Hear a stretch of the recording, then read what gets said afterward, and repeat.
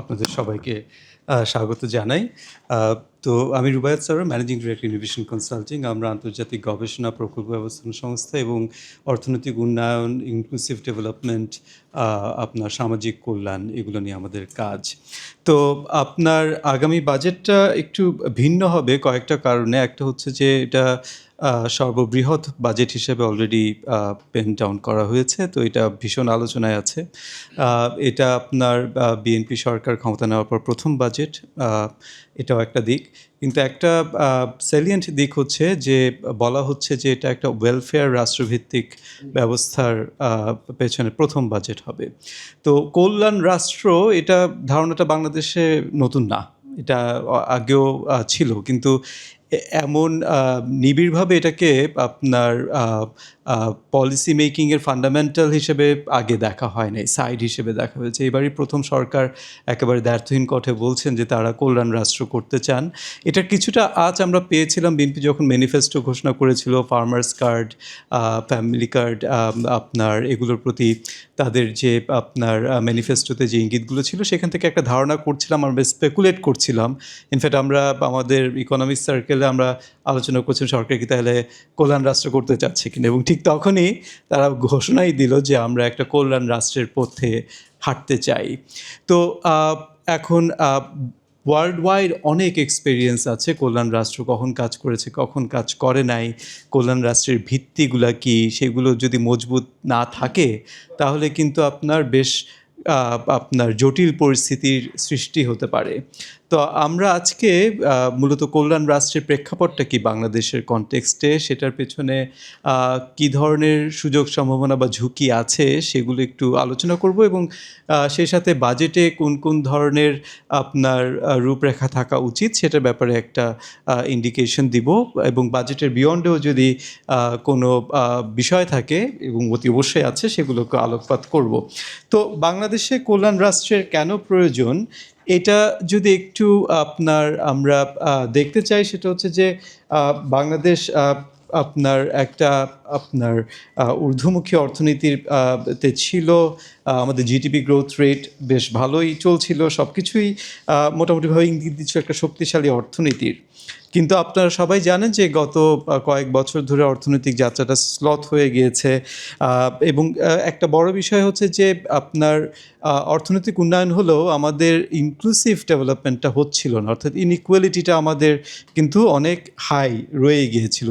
জিনি কোএফিসিয়েন্টটা 0.499, এবং এটা কিন্তু এরকমই ছিল বহুদিন ধরেই। এবং আপনার আরেকটা বড় বিষয় সেটা হচ্ছে যে আমাদের একটা বিশাল কর্মসংস্থান আপনার ইনফর্মাল সেক্টরে, হ্যাঁ।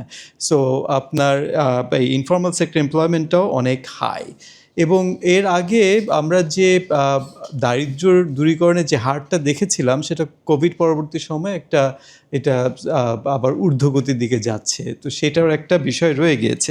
তো যেহেতু আপনার ইনক্লুসিভ গ্রোথ হচ্ছে না, ইনইকুয়ালিটিটা রয়ে গিয়েছে, তার মানে হচ্ছে যে বৈষম্য, অর্থাৎ আপনি কি পাচ্ছেন আমি কি পাচ্ছি, এটার মধ্যে একটা তীব্র বৈষম্য তৈরি হচ্ছে। তো কল্যাণ রাষ্ট্র আসলে যেটা করে যে এই বৈষম্যটা আপনার দূর করার চেষ্টা করে, হ্যাঁ। তো সেটা সেই প্রেক্ষাপটে এটা অবশ্যই আপনার রেলেভেন্ট। এবং আরেকটা বিষয় সেটা হচ্ছে যে আমাদের দেশের যে জলবায়ু ঝুঁকি, পলিটিক্যাল রিস্ক, এগুলো যদি আমরা চিন্তা করি, সোশ্യോ ইকোনমিক রিস্ক, তাহলেও যেটা দেখা যাচ্ছে যে আপনার এই ইনইকুয়ালিটি বা আপনার বৈষম্যের ঝুঁকিটা আরও বাড়ছে। তো সেই সমস্ত দিক থেকে চিন্তা করলে আপনার কল্যাণ রাষ্ট্রের একটা ভিত্তি আছে, এটা অযৌক্তিক না ধারণাটা। কিন্তু আপনার ঝামেলা সেটা হচ্ছে যে একটা কল্যাণ রাষ্ট্র প্রতিষ্ঠার জন্য প্রচুর খরচের দরকার, যেটা আমরা একটু আলোচনা করব। তো এই খরচটা করার মতো ক্যাপাসিটি কি আমাদের আছে কি না, না থাকলে তখন কি হয়, এটা একটু দেখার বিষয়। আর আরেকটা বিষয় সেটা হচ্ছে যে আপনার কল্যাণ রাষ্ট্র প্রতিষ্ঠার জন্য খুব আপনার সুরক্ষিত গভর্নেন্স দরকার পড়ে, গুড গভর্নেন্স যেটাকে আমরা বলি। এখন রাষ্ট্র ব্যবস্থা যদি শৃঙ্খল আপনার না থাকে, সেটা যদি আপনার ডিসিপ্লিনড না হয়, তখন কিন্তু এই কল্যাণ রাষ্ট্র প্রতিষ্ঠা করা অনেক ঝুঁকিপূর্ণ হয়ে যায়, যে বিষয়গুলো আমরা আলোচনা করব। তা আপনারা সবাই জানেন করাপশন ইন্ডেক্সে বাংলাদেশের অবস্থা। তো যখন আমাদের আপনার ওয়াইড স্প্রেড করাপশন থাকে, যখন আপনার রাষ্ট্রীয় ব্যবস্থা আপনার ঝুঁকিপূর্ণ, তখন আসলে আমরা কল্যাণ রাষ্ট্র প্রতিষ্ঠা করতে পারবো কিনা রিয়েলিস্টিক্যালি, এটা একটু ভাবা দরকার রয়েছে। তো সেই প্রসঙ্গে এখন একটা বিষয় কি, যে কল্যাণ রাষ্ট্রটা কি, সেটা হচ্ছে যে মানে বাই ডেফিনেশন কল্যাণ রাষ্ট্র কারো মধ্যে বৈষম্য ক্রিয়েট করে না, তাই তো। তো যেটা হচ্ছে যে ধনী দরিদ্র এরকম কোনো বৈষম্য ক্রিয়েট করবে না। স্বাস্থ্য, আপনার আপনার শিক্ষা, আপনার হাউজিং, হ্যাঁ, সমস্ত কিছু সবার জন্য ইকুয়ালি অ্যাভেলেবল, অ্যাক্সেসিবল, এটা হচ্ছে এটার ভিত্তি। কিন্তু এখানেও একটা বড় প্রশ্ন রয়ে যায় যে এই ইউনিভার্সাল কভারেজ যেটা সবার জন্য, যেটা এবার দেখেন ফ্যামিলি কার্ড করার সময় কিন্তু সরকার বলছে সবার জন্য, প্রত্যেকটা ফ্যামিলি পাবে। তো প্রশ্ন চলে আসে যে আমার কি দরকার একটা ফ্যামিলি কার্ডের? হ্যাঁ, মানে ফাইম ভাই কী করবে ফ্যামিলি কার্ড দিয়ে, প্রশ্ন যদি করি তো। বাট বলছে যে সবাই পাবে। তো এটা একটু মাথায় রাখি আমরা, যে বাই ডেফিনিশন এটা বলে যে এটা সবাই পাবে। আচ্ছা, তারপরে যেটা থাকে যে সেটা হচ্ছে যে আপনার সোশ্যাল ইন্স্যুরেন্স সিস্টেম থাকে, হ্যাঁ, যে আপনার হেলথ ইন্স্যুরেন্স পাবেন, বিভিন্ন ধরনের আনএমপ্লয়মেন্ট বেনিফিট পাবেন, এইজ ডিসেবিলিটি ভাতা পাবেন, সেগুলো থাকে। একটা ট্যাক্সেশনের ব্যাপার থাকে প্রোগ্রেসিভ, মানে হচ্ছে যে আপনার যার যতটুকু ক্ষমতা সে ততটুকু দিবে, এবং আপনার সবাই দিবে, সবাই তার ক্ষমতা অনুযায়ী ট্যাক্সেশনে ঝুঁকে যাবে। যেই জন্য সরকার কিন্তু বলছে যে ইভেন ইনফর্মাল সেক্টরকেও ট্যাক্স করতে চাচ্ছে।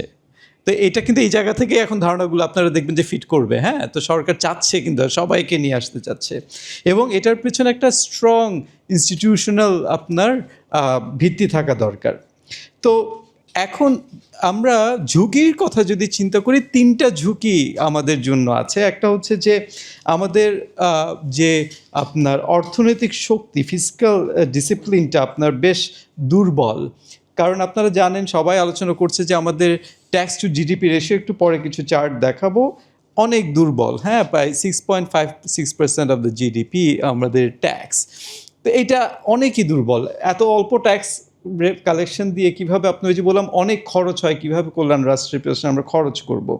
আপনারা দেখেন যে আমাদের out of pocket health expenditure, আমরা সবাই কিন্তু আপনার নিজের টাকা দিয়ে চিকিৎসা নেই, কিন্তু একটা উন্নত দেশে কিন্তু আপনার সরকার দেয়, এমপ্লয়ার দেয়, আমাদের দেশে কিন্তু সেটা না, রাইট? সো আমাদের সবার কিন্তু মানে out of pocket health expenditure যেটা বলি, বাংলাদেশ আজীবনে কিন্তু সবাই পৃথিবীর সবচেয়ে বেশি out of pocket health expenditure দেশগুলোর মধ্যে অন্যতম, এবং 67% to 73%, 75% এভাবে এটা ছিল, এটা কখনো এর চাইতে কমে নাই। আচ্ছা, এটা একটা রিস্ক। 2 নম্বর হচ্ছে যে আপনার যখন আমরা কিন্তু দেখেন সব কিছুই প্রাইভেট সেক্টর ডিপেন্ডেন্ট হয়ে গিয়েছে, formal private sector, informal private sector, right? তো একটা কল্যাণ রাষ্ট্রে কিন্তু সরকার অনেক কিছু দেয়।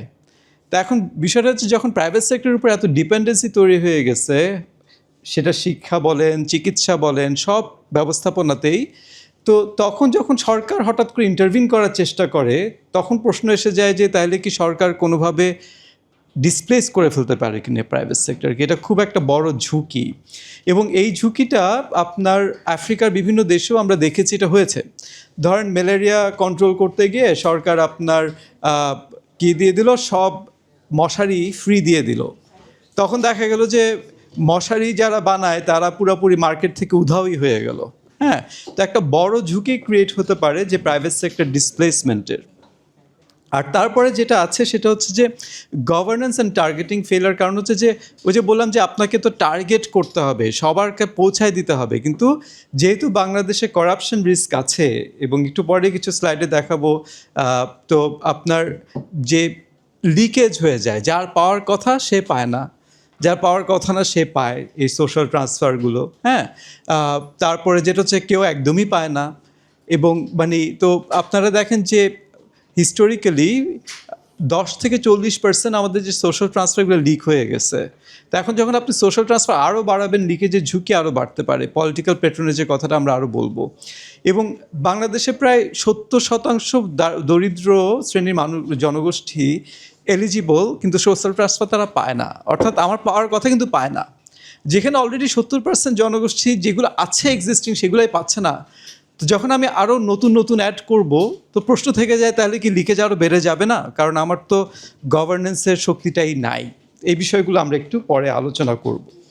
তো আপনার যেটা বলছিলাম যে একটু স্লাইডটাই দেখেন যে আপনার অন্যান্য দেশের তুলনায় যে আমাদের ট্যাক্স টু জিডিপি রেশিওটা ভীষণভাবে দুর্বল, যেখানে ওইসিডি অ্যাভারেজ 34%, আমরা 7%-এর আশপাশে হোভার করছি। আমাদের আপনার ইভেন নেইবারিং কান্ট্রিগুলো, আমাদের প্রতিবেশী দেশগুলো আপনার অনেকই ভালো আমাদের থেকে অবস্থায় আছে। ইভেন নেপালে আপনার 19%। তো এখন প্রশ্ন হচ্ছে যে এটা একটু আপনারা ফ্ল্যাগ করতে পারেন যে আপনার এনবিআর আপনার গত বছর মাত্র 70% রিচ করতে পেরেছে তার টার্গেটে, 30% রিচ করতে পারে নাই গত বছর। সর্বোচ্চ পেরেছিলাম আমরা 83%, এবং 2023-এ সেটা এখন ডিপ করেছে 70%-এ 2026-এ। তো এনবিআর যদি তার ট্যাক্স কালেকশন টার্গেট রিচ করতে না পারে, তাহলে ওই ব্যাপারটা চলে আসে যে টাকা আসবে কোথা থেকে, এবং টাকা না আসলে তখন আপনার খরচ করবে কোত্থেকে, এটা একটা বড় ব্যাপার। এই ঝুঁকিটা নিয়ে আমরা কথা বলবো। এবং বাজেটে আপনার আগামীকাল যে বাজেটটা উপস্থাপন হবে, আপনারা সেখানে এই জন্য কল্যাণ রাষ্ট্র যেহেতু সরকার ঘোষণা করছে, আমাদেরকে খুব নিবিড়ভাবে দেখতে হবে সরকার কী ধরনের ট্যাক্স স্ট্রাকচার বলে। আমি একটু আগে বলেছিলাম যে একটা কল্যাণ রাষ্ট্রে প্রোগ্রেসিভ ট্যাক্স স্ট্রাকচার থাকতে হবে। তো বাংলাদেশে যেটা সমস্যা হচ্ছে যে বেশিরভাগ ট্যাক্স ইনডিরেক্ট, ভ্যাট থেকে আসে, হ্যাঁ, কাস্টমস থেকে আসে, এটা একটা বড় ব্যাপার। এবং আরেকটা বিষয় হচ্ছে যে আপনারা দেখবেন 2 দিন পর পর প্রাইভেট সেক্টর বলে আমাদের ট্যাক্স কমাও, কারণ আমরা আমরা টিকে থাকতে পারছি না, কম্পিটিশন করতে পারছি না, ট্যাক্স কমাও।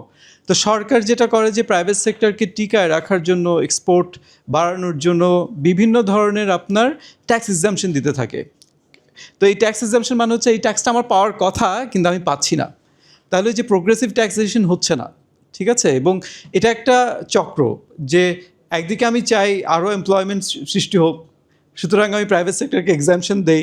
তো প্রাইভেট সেক্টর তো যত এক্সাম্পশন পায় তত আমার ট্যাক্স কমতে থাকে। তো এখন আমরা যেহেতু আপনার ওয়েলফেয়ার স্টেট ঘোষণা দিয়ে কাজ করি না এতদিন, এই ঝুঁকিটা আমরা নিয়েছি। কিন্তু এখন যখন আমি ওয়েলফেয়ার স্টেট ঘোষণা দিচ্ছি, তখন এই দুইটার মধ্যে দ্বন্দ্ব এসে যেতে পারে, যেটা আমি একটু বলছি যে আগে আপনার এই দ্বন্দ্বটা ছিল না, কিন্তু এখন এই দ্বন্দ্বটা আসবে, কারণ সরকারের এক্সপেন্ডিচার প্রেশার বাড়তে থাকবে ওয়েলফেয়ার স্টেট ঘোষণা দেওয়ার কারণে। সো আপনার তো আমরা দেখছি যে জিডিপি 3.6% এই ধরনের বিভিন্ন ধরনের এক্সামশনে চলে যাচ্ছে, এবং এটা সোশ্যাল সেফটি নেটের যে এক্সপেন্ডিচার তার থেকে অনেক হাই।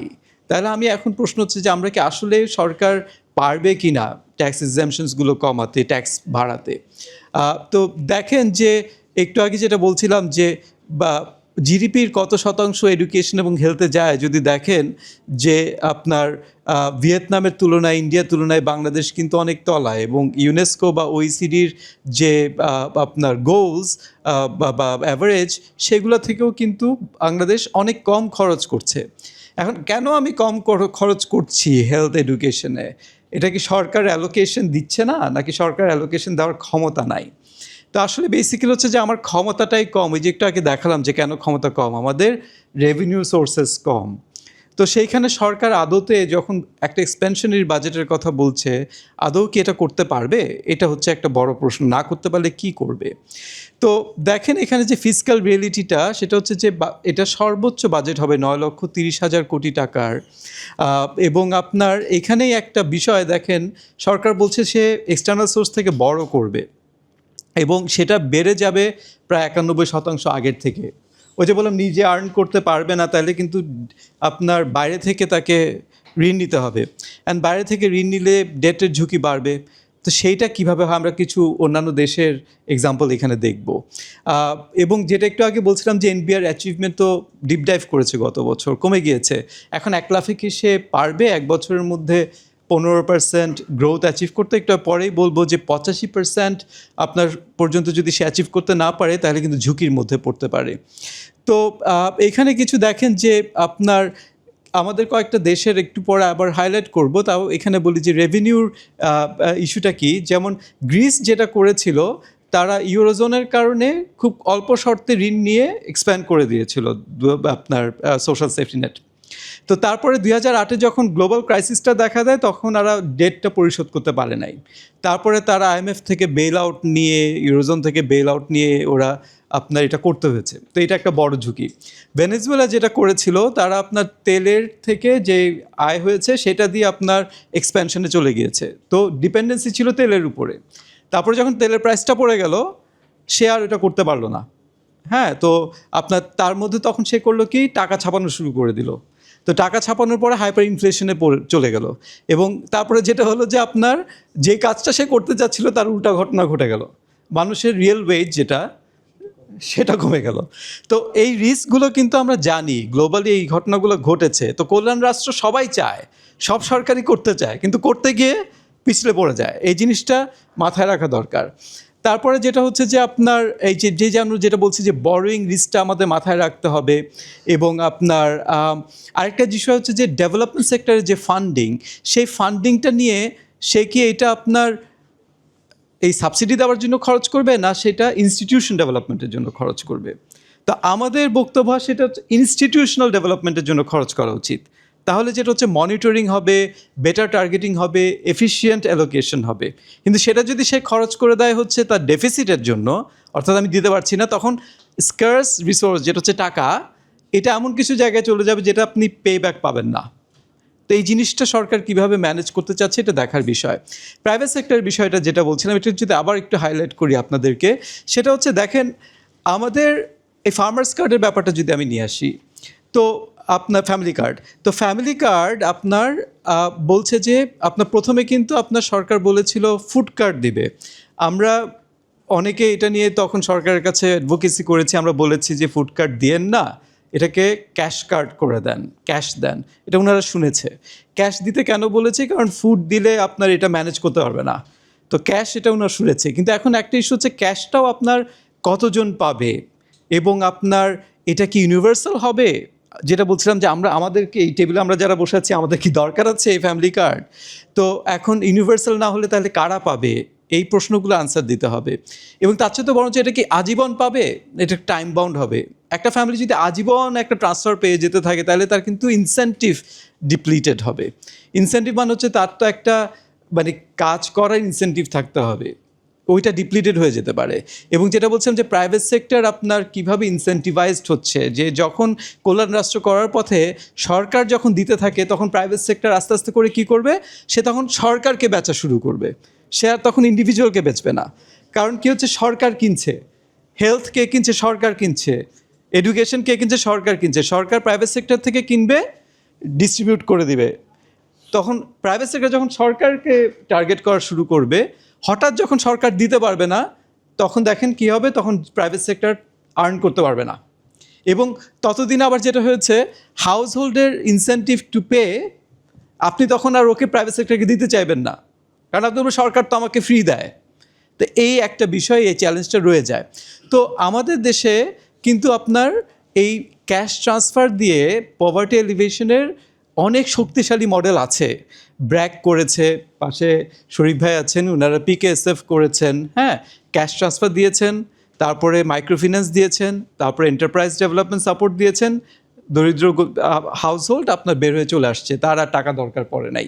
তাহলে সরকার চাইলেই পারে যে এনজিওর সাথে কোলাবোরেশন করে এই ফ্যামিলি কার্ড এগুলোর ডিস্ট্রিবিউশনটাকে টাইম বাউন্ড করে আপনার তার উপরে খরচের প্রেশারটা কমিয়ে আনতে।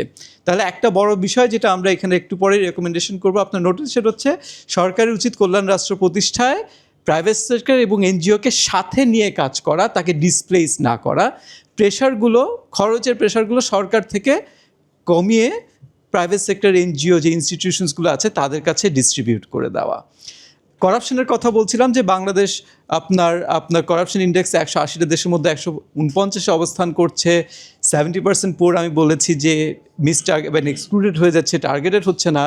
তো প্রিন্সিপালস যেগুলি আমরা ভিজিডি, আপনারা জানেন যে ভিজিডি আছে, ওল্ড অ্যালাউন্স আছে, প্রচুর সোশ্যাল সেফটি নেট আছে। একটু পরে দেখাবো প্রায় আপনার 115টা প্রোগ্রাম আছে যেগুলো 39টা মিনিস্ট্রি আপনার ডেলিভার করে। এবং সবসময় যেটা আমরা বলি যে এই মিনিস্ট্রিগুলোর মধ্যে আপনার কোঅর্ডিনেশন না থাকার কারণে সবাইকে আবার আলাদা আলাদা করে টার্গেট করতে হয়, কারণ একটা ইউনিভার্সাল রেজিস্ট্রেশন সিস্টেম নাই। ঠিক আছে, মানে একবার সমাজ কল্যাণ যায়, একবার কৃষি মন্ত্রণালয়ে যায়, একবার স্বাস্থ্য মন্ত্রণালয়ে যায়, সবাই আলাদা আলাদা করে যায়, গিয়ে আলাদা আলাদা করে রেজিস্টার করে, কারোর মধ্যে কোনো কোঅর্ডিনেশন নাই। তো এই যে সিস্টেমটা, এই সিস্টেমের মধ্যে কল্যাণ রাষ্ট্রের ভিত্তিটাই দুর্বল আছে আমার, ইনস্টিটিউশনাল সিস্টেমটা, সেটা কিভাবে আমরা অ্যাড্রেস করব। তো একটা ডিজিটাল আপনার রেজিস্ট্রেশন সিস্টেম থাকতে হবে, এনআইডি থাকতে হবে, আমরা যেমন বলেছি যে একটা ডিজিটাল লেবার রেজিস্ট্রি থাকা দরকার। তো এই জিনিসগুলো আপনার সরকার মানে তৈরি না করে হঠাৎই যদি প্রচুর খরচের দিকে চলে যায়, তাহলে মিস টার্গেটিং হবে, প্রচুর খরচ আপনার বের হয়ে চলে যাবে, যেটা ব্যাড এক্সপেন্ডিচার হবে। তো এইটাকে ম্যানেজ করতে হবে। তো সোশ্যাল সেফটি নেটের কথা বলছেন, দেখেন হ্যাঁ 2% আপনার জিডিপির খরচ করছে, যেটা নিয়ে আসছে, কিন্তু আপনার এই যে ইমপ্লিমেন্টিং এজেন্সিগুলোর মধ্যে আপনার কোঅর্ডিনেশন কীভাবে এনশিওর করবে, এটা ভাবা দরকার আছে। টার্গেটিংয়ের কথা বলেছিলাম আমি, এক্সক্লুশন এরর কথা বলেছিলাম। আরেকটা জিনিস এখানে বলি যে রুরাল আরবানের মধ্যে ডিফারেন্সিয়েট করতে হবে। দেখেন বাংলাদেশে কিন্তু আরবান পভার্টি বাড়ছে, এবং আপনার রুরাল পুয়ারদের নিড আর আরবান পুয়ারদের নিড ডিফারেন্ট। আপনার খুব বেশি সময় নিয়ে আলোচনা করতে পারবো না, কিন্তু দেখেন রুরাল পুয়াররা নিজেরা কিন্তু খাবারটা তৈরি করে খায়, আরবান পুয়ারে সেই খাবার নাই, তার রেন্ট দিতে হয় প্রচুর টাকার, বাড়ি ভাড়া দিতে হয়। রুরাল পুয়ারের অনেকেই হয়তো নিজে একটা ভিটে ভাটায় থেকে যায়, তার বাড়ি ভাড়া অনেকেই দিতে হয় না। তো তার নিড আর আরবান পুয়ারের নিডটা ডিফারেন্ট। তাহলে এই জন্যই যেটা হচ্ছে বাংলাদেশের মতো জায়গায় টার্গেটেড টায়ার্ড অ্যাপ্রোচটার প্রয়োজন পড়ে। আপনার ইউনিভার্সাল যেটা বলেছিলাম সেটা আপনার অনেকাংশেই কাজ নাও করতে পারে, এটা মাথায় নিতে হবে। এবং যেটা বলছিলাম যে ইনফর্মাল লেবার ফোর্স প্রচুর আমাদের, সেটাকে কিভাবে আমরা ট্যাক্স ব্রেকেটে আনতে পারবো, ফর্মালাইজেশন করতে পারবো, সেটা ভাবতে হবে। সরকার আসার কথা, এটা নিয়ে ভাবছে, ফর্মালাইজেশন নিয়ে ভাবছে, এবং আগামীকাল বাজেটে আমরা এটার একটা দিক নির্দেশনা পাওয়ার সম্ভাবনা আছে যে কিভাবে ইনফর্মাল সেক্টরকেও ট্যাক্স ব্র্যাকেটে আনতে পারে। আমি কয়েকটা দেশের উদাহরণ এখানে দিয়েছিলাম, আরেকটা উদাহরণ দিই, গ্রিস ভেনেজুয়েলার কথা বলেছি। ব্রাজিলে একটা কাহিনী ঘটেছিল, তারা আপনার টার্গেটেড একটা বলসা ফ্যামিলিয়া, ওরা টার্গেটেড ক্যাশ ট্রান্সফার ছিল, সেটাকে ইউনিভার্সাল করতে গিয়েছিল এবং ধরা খেয়ে গিয়েছিল। তো ব্রাজিলের এক্সপিরিয়েন্স থেকেও আমরা জানি যে universal card may not work.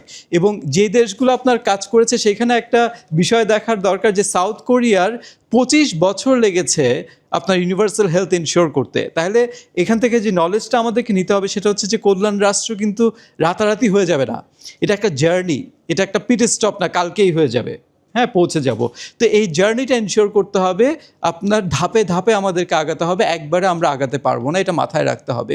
সিঙ্গাপুরের একটা কেস আছে, সেটা একটু মাথায় নিই। সেটা হচ্ছে সিঙ্গাপুর যেটা করে সেটা হচ্ছে যে সবাইকে আপনার এবার প্রেশারটা প্রাইভেট সেক্টরের উপর দিয়ে দেয়, সেটা আপনার উপর দিয়ে দেয়। অর্থাৎ আপনার ওয়েজের মধ্যে 37% আপনার চলে যেতে হবে পেনশনে, চলে যেতে হবে শিক্ষা চিকিৎসা, ওরা এটা নির্ধারণ করে দেয়। হ্যাঁ, তো এই প্রেশারটা ওরা নিজেদের মধ্যে দিয়ে দেয়। তো আপনার একটু আগে যেটা বলছিলাম যে টার্গেটেড হওয়া দরকার আমাদের। তাহলে যেটা হবে যে আমরা যার যা নিড, আরবান পুয়ারের নিড অনুযায়ী ট্রান্সফার যাবে, রুরাল পুয়ারের নিড অনুযায়ী ট্রান্সফার যাবে, টায়ার্ড হবে, অর্থাৎ সবাইকে ইউনিভার্সালি আমরা দিব না, বিভিন্ন ধাপে ধাপে আমরা দিব, সেটা আমরা চিন্তা করব। তো আমাদের সেটার জন্য 4টা ফাউন্ডেশন লাগবে, যেটা আমি বলছিলাম সামারিতে। সেটা হচ্ছে, একটা হচ্ছে আমাদের অর্থনৈতিক ভিত্তিটা শক্তিশালী করতে হবে, আমাদের আপনার সাংগঠনিক শক্তি তৈরি করতে হবে, পলিটিক্যাল যে প্যাট্রোনাজ, যেটা সোশ্যাল কন্ট্রাক্ট, সেটাকে ঠিক করতে হবে। অর্থাৎ হচ্ছে আপনার রাজনৈতিক দুষ্টচক্র থেকে আমাদেরকে বের হয়ে আসতে হবে, এবং প্রোগ্রেসিভ সার্ভিসেস ক্রিয়েট করতে হবে, ইউনিভার্সাল না, ধাপে ধাপে টায়ার্ড অ্যাপ্রোচে আমরা যাব, এটা ভাবতে হবে।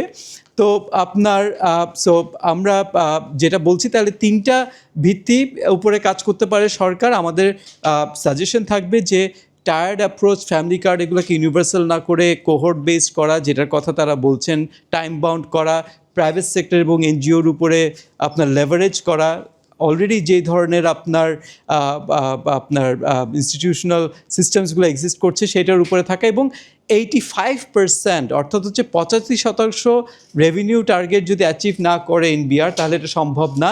তাহলে এনবিআর শুড স্পেসিফিক্যালি টার্গেট 85% আপনার, সে যাতে রেভিনিউ কালেকশন অ্যাচিভ করতে পারে। এটা নিয়ে আমি ফাহমিদা আপনাদের কমেন্টও চাইবো যে কীভাবে তারা এটা যেতে পারে, সেটা একটা দিক নির্দেশনা আসা দরকার।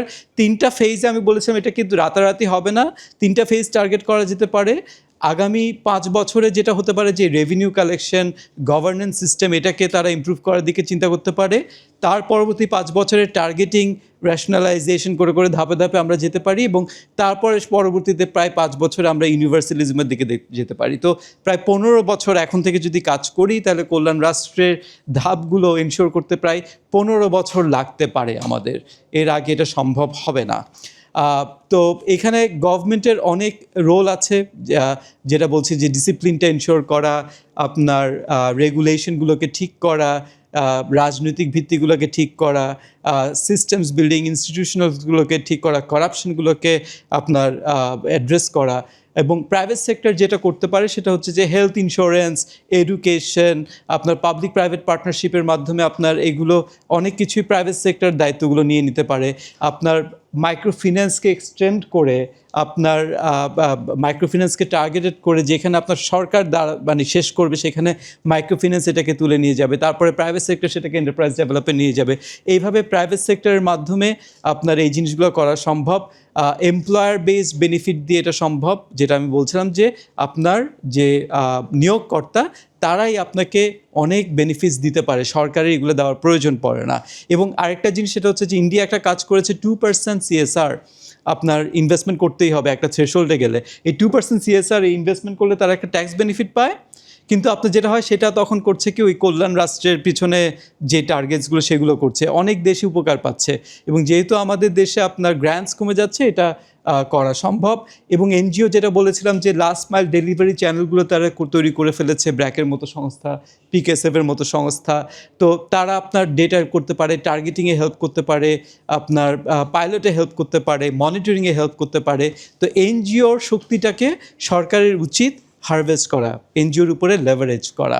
তো আপনার এটাই মূলত আমার বক্তব্য ছিল। তো আমি এখানে শেষ করছি। জি, টার্গেটিংয়ে একটা কথা বলি, সেটা হচ্ছে যে রাজাক ভাইয়া যেটা বলছিলেন যে আপনার রাইট টার্গেটিং, কাকে আমরা পৌঁছাবো, এটাকে একটা টেকনিক্যাল ভাষা আছে মিন টেস্টেড বলে, যেটা অলরেডি গভর্নমেন্ট বলেছে তারা করবে। তো মিন টেস্টেড মানে হচ্ছে যে আপনার কতগুলো ক্রাইটেরিয়ার এগেনস্টে স্পেসিফিক্যালি যদি হিট করে তাহলে তাকে সিলেক্ট করা হবে। হ্যাঁ, তো সেটা তার আয় হতে পারে, তার পরিবারের সদস্য সংখ্যা, তারপরে তার আয়ের উৎস কি, আপনার সেটা কি লেবার বেসড কিনা, এগুলোর উপরে ভিত্তি করে এটা করে। তো সেই প্রসঙ্গে একটা জিনিস আমি যেটা বলেছিলাম আমার প্রেজেন্টেশনে, গুরুত্বপূর্ণ বিষয় যেটা আপনার প্রশ্নের সাথে এটা মিলবে, যে করাপশনের ব্যাপারটা এবং এখানে যেটা আসবে। তো গভর্নমেন্ট আসলে একা এই কাজটা করতে পারবে না, ওই শক্তি সরকারের একার নাই। তাহলে আমরা যেটা, আমার প্রস্তাবনা যেটা ছিল সেটা হচ্ছে যে এই মিন টেস্টেড করে টার্গেটিং করা, মনিটরিং করা, এগুলো কিন্তু বাংলাদেশে এনজিওগুলো সক্ষমতা তৈরি করেছে। তো সেই এক্সপেরিয়েন্সটা যদি সরকার কাজে লাগায়, তাদের মাধ্যমে যদি এটা করে, সেখানে যদি সিলেকশন টার্গেটিংগুলো করে, তাহলে করাপশন অনেকাংশেই কমে যেতে পারে। এবং ওইখানেও একটা দেখার বিষয় আছে, সেটা হচ্ছে যে এই যে রাজাক ভাই যে সোশ্যাল সেফটি নেটগুলো দেখালেন এবং সেখানে দেখেন যে এনজিও টার্গেটে দেখালো, তো প্রচুর ডেটা কিন্তু আছে, ওনার কাছে ডেটা আছে, অনেক সংস্থার কাছে ডেটা আছে। তো গভর্নমেন্টকে এই ডেটাগুলো ইউটিলাইজ করতে হবে। আমাদের দেশে একটা যেটা কাজ হয়, যে কোনো কর্মসূচি নিলেই নতুন করে সব কিছু করা শুরু করে, প্রচুর ওয়েস্টেজ হয়, নতুন করে করার কিছুই নাই। এই জিনিসগুলো টার্গেটিংয়ের ম্যাপিং করা আছে, এটা মনিটরিং কিভাবে করা হবে সেটার গুড প্র্যাকটিসেস করা আছে, সব কিছুই আছে। সরকারের যেটা উচিত সেটা হচ্ছে যে public private partnership, NGO, private sector, গভর্নমেন্টের কোলাবোরেশনের মাধ্যমে এটাকে এগিয়ে নিয়ে যাওয়া উচিত। এবং থিঙ্ক ট্যাঙ্ক, কনসালটেন্সি, আমরা যারা কাজ করছি, তো আমাদেরও আপনার প্রচুর তথ্য আছে, উপাত্ত আছে, আমাদের ফিল্ড অভিজ্ঞতা আছে, সেগুলো কাজে লাগানো উচিত। তো একটা কথা বলে শেষ করি, যেমন ফ্যামিলি কার্ডের কথা যেহেতু আসলো, খুব মজার একটা বই আছে ইকোনমিক্সের, আপনারা পারলে পড়বেন, ফ্রিকোনমিক্স। তো একজন সাংবাদিক ইকোনমিস্ট এবং একজন সাংবাদিক আমেরিকা, এবং তারা দুজনে মিলে এটা লেখে, লেভিট অ্যান্ড লেভিট। তো কীভাবে ইনসেন্টিভ ডিস্ট্রয়েড হয় সেটা নিয়ে তাদের অনেক গবেষণা আছে। তো এই ধরনের যে যদি বলেন যে গ্র্যাজুয়েশন হলে আপনাকে বাদ দিয়ে দিব, তাহলে আপনি কী করবেন, যে আপনি বলতে চাইবেন আপনি গ্র্যাজুয়েটেড হন নাই, তাই না? কারণ আপনাকে তো বলছি বাদ দিয়ে দিব। তো মানুষজন তখন রিইনভেন্ট করা শুরু করে নানা পদ্ধতিতে, যে আমি এখনও দরিদ্র রয়ে গেছি, আমাকে আপনি এক্সক্লুড করবেন না। এবং আপনি দেখবেন যে আসলে সে নানা উদ্ভাবনী শক্তিতে দেখাচ্ছে সে খুব দরিদ্র। তাহলে দেখেন আপনি কিন্তু টাকা দিয়ে তার ইনসেন্টিভ টু মানে গ্র্যাজুয়েট দারিদ্র্য থেকে বের হয়ে আসার ইয়েটাকে নষ্ট করে দিতে পারেন। এইটাই আমরা ওয়ার্নিংটা বলছিলাম এবং সেইখানেই বলছিলাম যে কিভাবে আপনার এগুলোকে আপনার অ্যাড্রেস করা হয় সেটার কিন্তু গ্লোবালি বেস্ট প্র্যাকটিসেসগুলো আছে, আমাদের দেশেই আছে। তো সেইগুলোকে সরকার যদি আপনার তাদের নোট নেয়, সেগুলোর মাধ্যমে যদি কাজ করে, আমরা মনে করি যে এটার পথে এগিয়ে যাওয়ার সমূহ সম্ভাবনা আছে, ভালো করতে পারবে। আমরা এটাই বলছি যে আমরা আসলে এটা অনেকে এই ধরনের ক্রিটিসিজম না, আমরা বলছি কোথায় কোথায় আপনার পিছলে যেতে পারে পাটা, সতর্কবার্তাটা দিচ্ছি, তো সেটা যাতে না হয়। আপনাদেরকে অসংখ্য ধন্যবাদ।